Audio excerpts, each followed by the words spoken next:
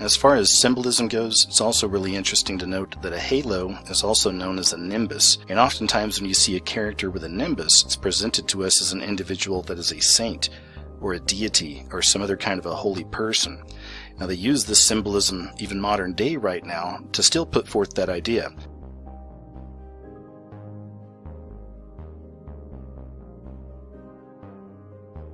Oftentimes these politicians are framed with a sun-like halo, again called a nimbus, over their heads. And this gives them that subtle, majestic appearance of being some type of god-man. Honoring and worshipping the sun in their rituals, Freemasonry and Illuminists defy God. The Bible's Job displayed great wisdom by uttering these words concerning God's thoughts concerning worship of the sun in the heavens. If I beheld the sun when it shined, or the moon walking in brightness, and my heart hath been secretly enticed, this also was an iniquity to be punished by the judge, for I should have denied the God who is above. So now it may make more sense to you why we're seeing so much sun symbolism.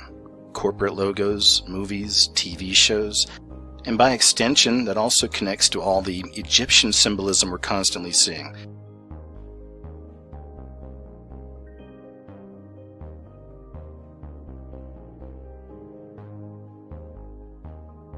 There's multiple meanings for multiple symbols, but it's very interesting that they're constantly putting forth the ideas of sun worship, also this connection with all the Egyptian deities and the Egyptian religions, which are just extensions of the mystery religions from Babylon.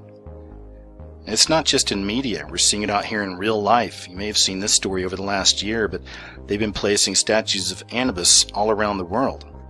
Also going back to the story of Horus, you have the Washington Memorial, you have pagan Egyptian obelisks. It's the same thing. These are actually phallic symbols, going back to that ancient story.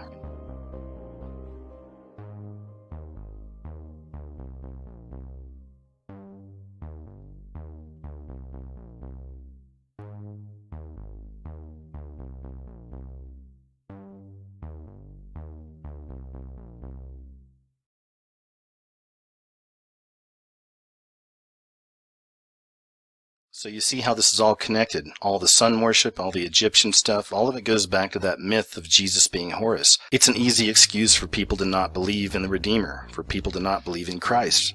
I see it all the time, and I showed it to you here in the video. A lot of people hear the idea, they don't look into it much, and they just accept it and say, well, yeah, you're probably right. And then they don't know what to believe. So you can see why this deception is so popular, and why so many people claim it as their own. There's just enough truth there and mystery and intrigue to kind of pull you in, right? But if you're lazy, like most people, and don't do the research on this stuff for yourself and really look into it and really think about it, then it becomes very easy to accept this deception as truth. A lot of times people wonder, how could somebody sell out to the Illuminati or whatever? How can these artists sell out to this stuff and keep putting forth these ideas? And of course, some of them are just being controlled. Some of them gave control over because they wanted the money, the fame, and everything else. And ultimately what it's saying they believe is that there really isn't a Jesus, that it is a myth. They believe all this sun worship stuff. They believe all this stuff from the mystery schools. All this stuff from the occultists, the theosophists. As I said, this is one of the most intense deceptions out there, and it's all over the place. It's constantly being put forth in front of our face. I've also said that symbolism has a lot of different meanings. A lot of it has to do with the context. We also need confirmations when looking for these things. So that's what I've got for you folks. Now I could have approached this video in a lot of different ways. There's tons of resources out there. I just chose a handful.